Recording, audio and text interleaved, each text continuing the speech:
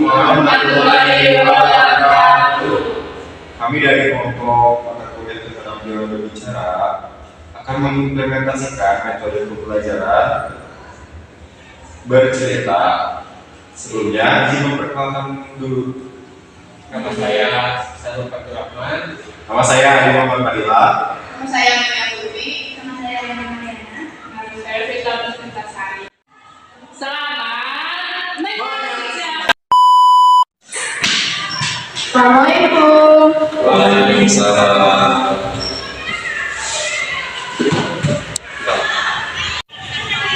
Oke, anak sebelum kita belajar, kita berdoa ya.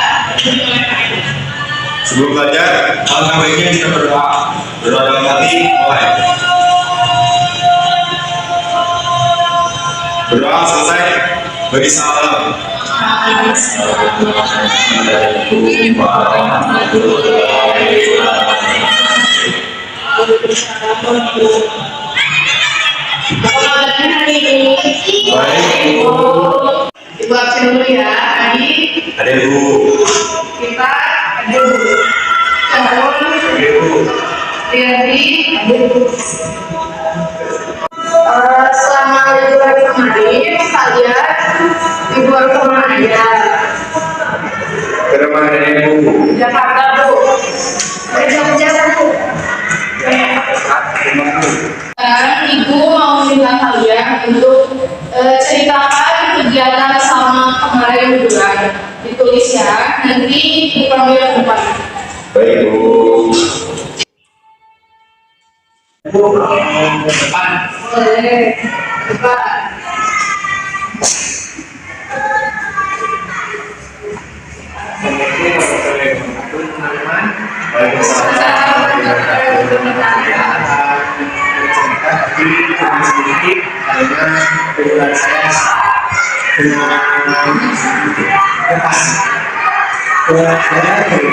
Saya anak-anak bersiap-siap bersama teman-teman untuk berteman di Gunung Putri.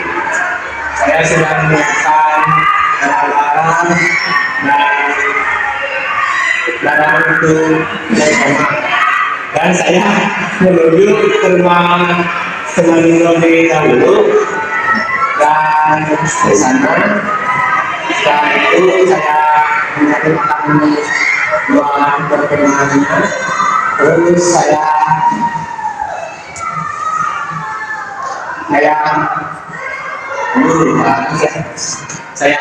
terus saya berangkat ke Gunung Putri bersama teman-teman membangun tenda, terus di malam hari memasakkan makanan untuk semuanya dan seperti itu. Terima kasih.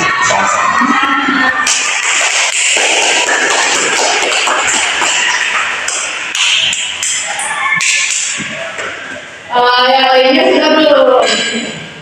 Sudah bu. Sudah Ibu. Kita boleh ke depan dan akan cerita.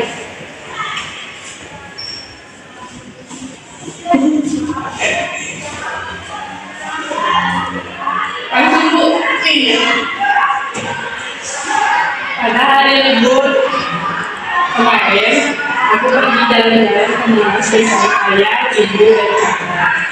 Di sana, aku melihat pepohonan yang berbasis emas. Dari atas Monas, aku bisa melihat kekayaan di malam hari. Monasnya menyala berwarna-warni indah sekali. Lalu sebelum aku pulang ke Bandung, aku dan ibu pergi ke toko untuk beli oleh-oleh tas dan kakak. Wah, seru sekali ya liburan kalian. Berarti sekarang kalian sudah siap untuk belajar materi baru. Sekarang kita akan belajar mengenai bercerita. Oke? Siap Ibu. Oke, sekarang Ibu punya satu cerita. Judulnya adalah Mawar yang Sombong. Dahulu kala, di sebuah padang pasir yang jauh, ada sekutu bunga mawar yang begitu bangga dengan kecantikannya. Bunga ini hanya memiliki satu keluhan, yaitu dirinya tumbuh di sebelah kaktus yang jelek. Setiap hari, mawar yang indah akan menghina dan mengejek penampilan kaktus tersebut. Sementara itu, kaktus tetap diam meski dirinya diejek dan diolok-olok oleh sang mawar. Pada suatu musim panas yang terik, gurun Sahara menjadi kering.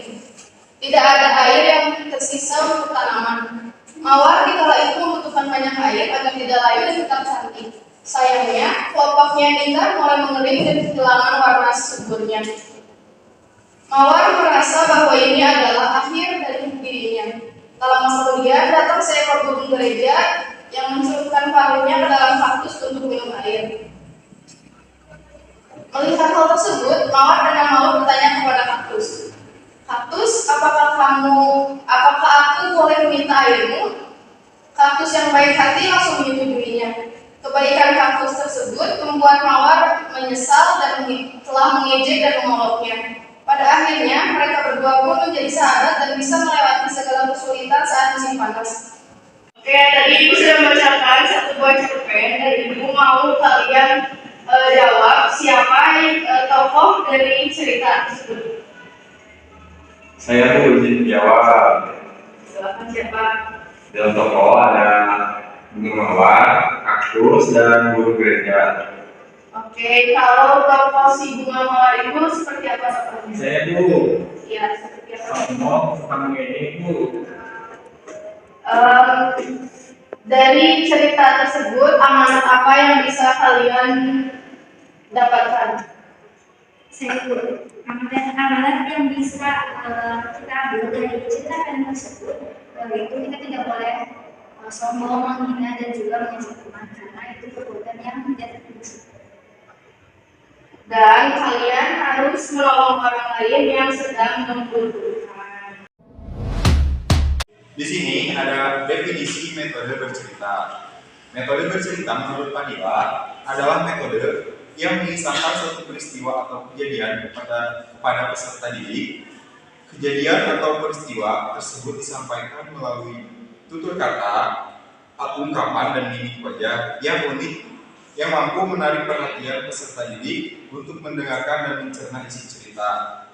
Menurut Abidin dalam Ajija, metode bercerita adalah suatu metode pembelajaran yang dimiliki daya tarik yang dapat menyentuh perasaan anak, yang mampu mendidik anak dengan bertumpu pada bahasa, baik lisan maupun tulisan.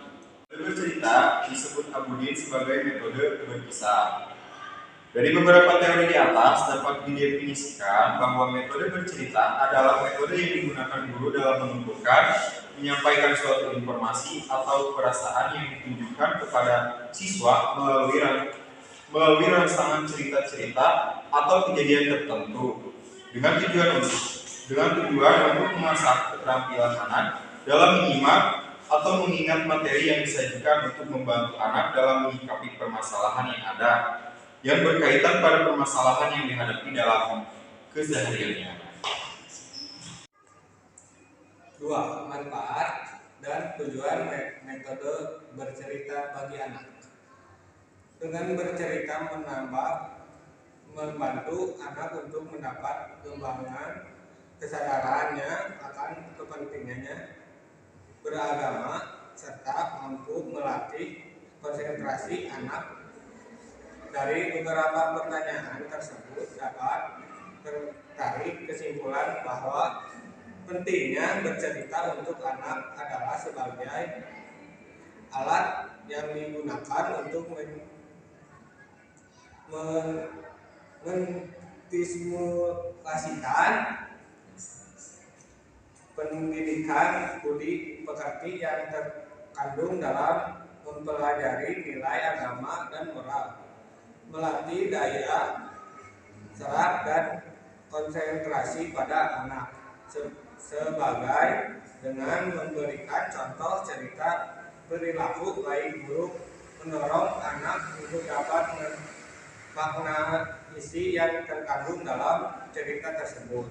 Tujuan metode bercerita adalah sebagian bahwa berkembangnya untuk siswa atau anak dalam menerapkan pengalaman mempelajari baik buruk yang dapat diambil dari suatu kejadian atau suatu peristiwa, sehingga dari permasalahan yang pernah ada berdasarkan cerita tersebut bisa dijadikan acuan untuk dapat bertindak atau berperilaku dan bersifat lebih baik.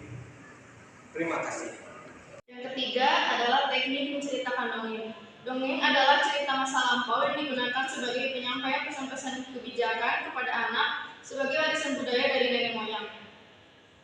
Yang keempat, teknik bercerita dengan menggunakan papan flanel. Teknik ini digunakan guru untuk mempermudah siswa mengenali tokoh-tokoh dalam cerita dengan cara menempelkan foto atau gambar-gambar tokoh dalam cerita tersebut. Dan yang terakhir adalah teknik dengan menggunakan media boneka. Dalam pemilihan cerita dengan menggunakan media boneka, guru hendaknya menerapkan cerita sesuai dengan usia dan pengalaman anak, sehingga anak dengan mudah memahami isi cerita yang terkandung di dalamnya. Biasanya, boneka dalam cerita anak ini terdiri dari anggota keluarga, yaitu ayah, ibu, kakak, adik, nenek, dan kakek. Teknik-teknik bercerita tersebut secara umum memiliki tujuan yang sama, yaitu diharapkan anak mampu memahami isi yang terkandung dalam cerita. Di samping itu, anak dapat mengambil pelajaran dan teladan dari cerita yang dibacakan. Yang keempat adalah langkah-langkah metode bercerita. Menurut Muslihat dalam Adisa, langkah-langkah dalam pelaksanaan bercerita antara lain: yang pertama, guru harus menjelaskan tema dan juga tujuan dari kegiatan bercerita tersebut. Yang kedua, guru harus mengatur kepatuhan anak agar mereka bisa menyimak dengan baik. Yang ketiga, guru melakukan pembukaan bercerita dengan menarik. Yang keempat, guru menuturkan pengembangan cerita secara bertahap. Kemudian, guru harus menerapkan trik-trik agar mampu menarik hati para anak. Yang terakhir, guru pun harus bisa memberikan beberapa pertanyaan terkait cerita yang telah disampaikan setelah kegiatan berceritanya usai. Kelebihan dan kekurangan. Sok baru sekarang. Langsung. Yang kelima, kelebihan dan kekurangan metode bercerita. Menurut Esa Primawidya, beberapa kelebihan dari metode bercerita adalah sebagai berikut. Yang pertama, tidak memerlukan banyak biaya. Yang kedua, dapat menjangkau jumlah anak yang banyak. Ketiga, waktu yang tersedia dapat dimanfaatkan secara efektif dan efisien. Yang keempat, guru dapat menguasai kelas dengan mudah. Lalu ada kekurangan dari metode bercerita. Yang pertama, anak didik menjadi pasif karena lebih banyak mendengarkan atau menerima penjelasan dari guru. Yang kedua, kurang merasa perkembangan dan kreativitas kemampuan siswa untuk mengutarakan pendapatnya. Yang ketiga, daya serap atau daya tangkap anak didik berbeda dan masih lemah sehingga sukar memahami tujuan pokok isi cerita. Yang keempat, cepat menumbuhkan rasa bosan, terutama apabila penyajiannya tidak menarik. Sekian dari kami, semoga video ini bisa bermanfaat. Terima kasih sudah menyaksikan. Wassalamualaikum warahmatullahi wabarakatuh. Everyone's looking at me thinking that I'm different. Everyone's looking at me thinking that I'm living.